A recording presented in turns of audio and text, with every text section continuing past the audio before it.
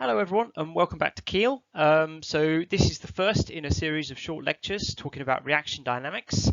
It's part of the module 30042, which is the inorganic, physical and solid state chemistry module.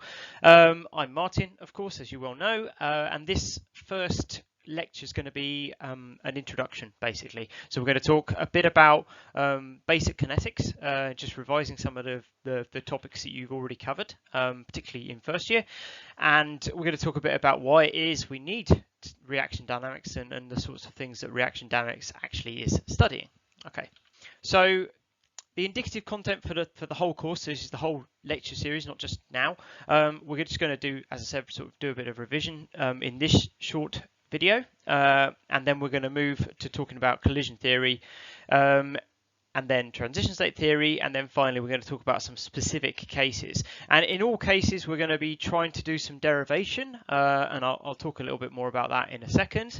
But I want to really talk about where these theories came from.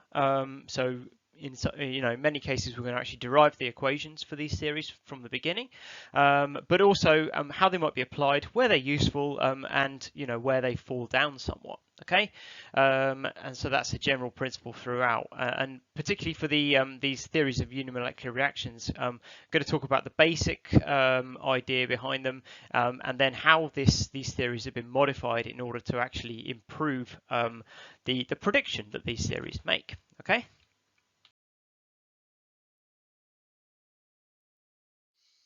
In terms of learning outcomes, I'm certainly not going to read out this slide, but this is the sort of thing that I would expect you to be able to do by the end of having watched the videos and also having done all the exercises and revised the content. In terms of studying this course, obviously this will be taught by a combination of online methods. So the first is going to be this kind of screencast, and then those will be supported each by some activities on the KLE. I'm going to basically set up some little tests, which are going to be very similar to the sort of worked examples that we would normally have done during the lecture. And what I'll do is basically encourage you to do these tests, and that you get some feedback if you get it right or wrong. It's just some written feedback, and obviously if you have any problems with these questions, then please get in touch. On top of this, we'll have 2 online workshops, so please see the timetable for those. I think they're both 1 hour long, and during that we'll go through some work problems, and you'll have an opportunity to ask me questions directly. Okay, key point on studying this course, and I say this every year, this course does build on material from previous modules, as many courses do. I would strongly encourage you to revise the sort of reaction, the kinetic side of things that Dave introduced to you in 10063 now, and I would also encourage you to revise some of the 2059 and 65 content. I believe this is the stuff that this is the content that Rob covered. So please have a look at those, because by reminding yourself what you talked about there, you'll actually be doing yourself a favour, and you'll be more familiar with the material that I go through when I get there. Okay.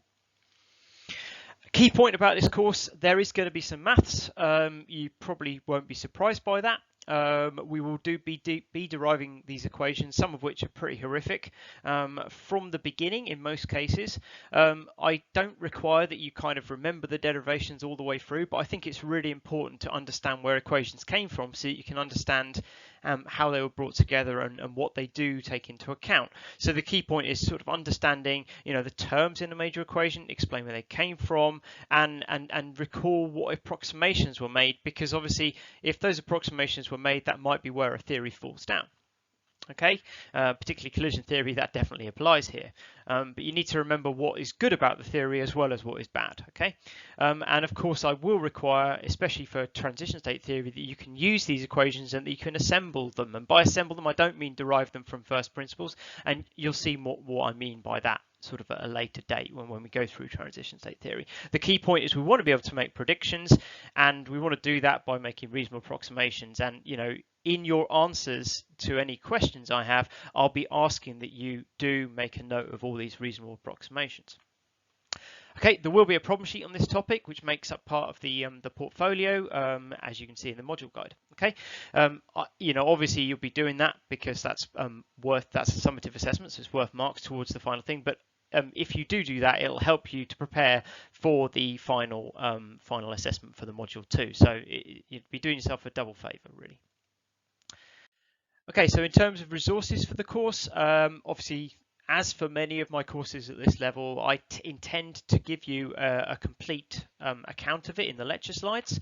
But if you wish to have some information from other resources, I will provide textbook links or indeed just notes on textbooks where they're not available. So for example, if it's elements of physical chemistry that we've got available by Bibliu, I'll try and give you a QR code to the particular page I'm referencing. If it's reaction kinetics, then that's available in the library, but I did also note that you can get it on this website, which is free for the first 30 days, and it's quite easy to cancel. I've already done that, so perhaps this is something that's worth getting nearer the end of this course, so you can just sort of see the way in which other people describe the same things as I am, because it might be helpful. There will be also some links or QR codes given to online resources throughout the slides, so please do have a look at those, and hopefully they'll be useful.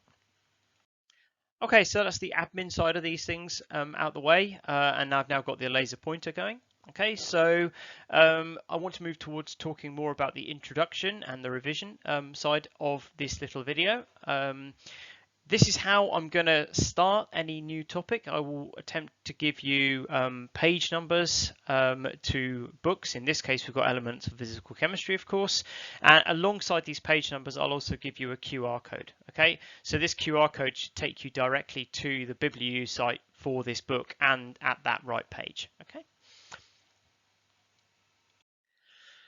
Okay, so in reaction dynamics, what we're talking about is very simple reactions, okay? And these normally occur in the gas state because they're occurring between small molecules or indeed even atoms, okay? So general reaction, you've got something plus something else goes to a product, and it's got a rate constant associated with it. So this is revision from 10063.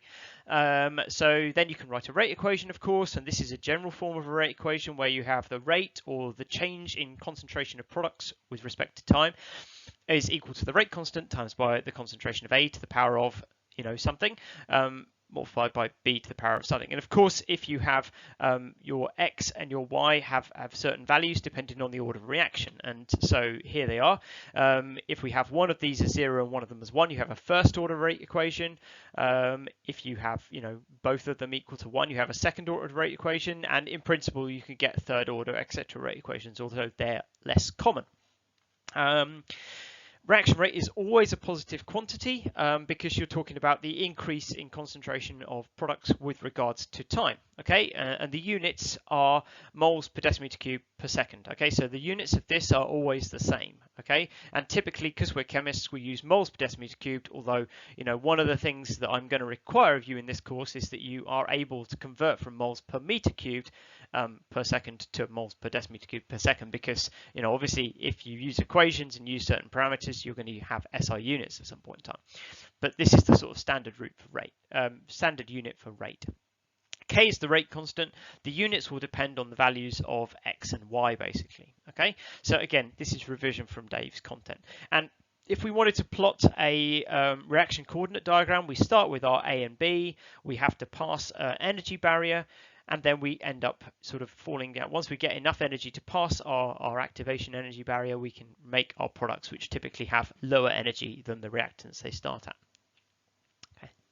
Okay, so the second part of revision is to do with the Arrhenius equation, and this is something that relates the rate constant K to the experimentally observed activation energy and temperature, okay, and also takes into account collisional things using A. So just to put a bit more meat on that, you can explain the temperature dependence of the rate for many reactions using this equation. So that would be K is proportional to the exponential of -1 over T, okay.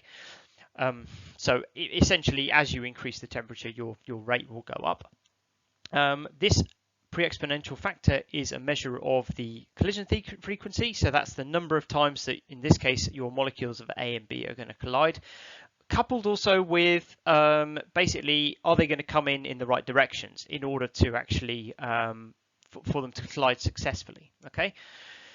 And the key point about this equation is it's quite nice because it means that, you know, if we basically measure the rate constant as a function of temperature, so essentially what you're going to do is you're going to measure the rate as a function of temperature, and from doing that you're going to get the rate constant as a function of temperature, then you can use that by doing an Arrhenius plot, which I'll show in the next slide. You can find the activation energy and also this pre-exponential factor here. Okay, to use the Arrhenius equation to find A and also the activation energy, what you have to first do is take the log of both sides. Again, you covered this in 10063, so if you're not sure how to do this, then please go back. But basically, we end up with log K here and log of all of this. The log of two things multiplied together is the same as the log of A plus the log of this. Obviously, you know, you have to remove the x because log of an exponential, you know, cancels. And so we get left with basically minus this. Okay, so you get left with this situation here. Now this here is really handy because it's a nice linear plot. So if we take x as 1 over t or minus 1 over t, but normally 1 over t, and y as log k, we can end up with an Arrhenius plot which has a intercept of log a and a gradient of minus ea, so minus the activation energy over the molar gas constant r. Okay, so this is called an Arrhenius plot, and obviously, you know, from analysis of this, from looking at the gradient and the intercept, you can get, you know, your two parameters. Okay, and you know, again, if you want to revise this, then please do have a look at Dave's screencast.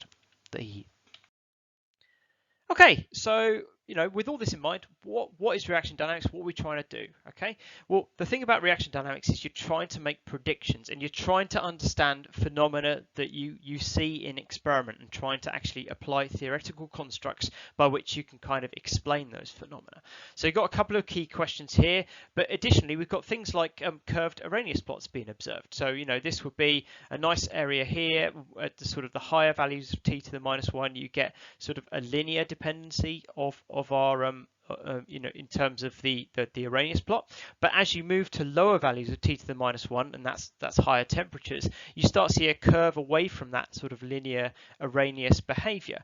And you know, reaction dynamics is trying to explain that. And in fact, actually on that, modern theories predict that this here, this pre-exponential factor here, is temperature dependent. Okay, and so you know, we're going to explore that to quite a great degree during this course.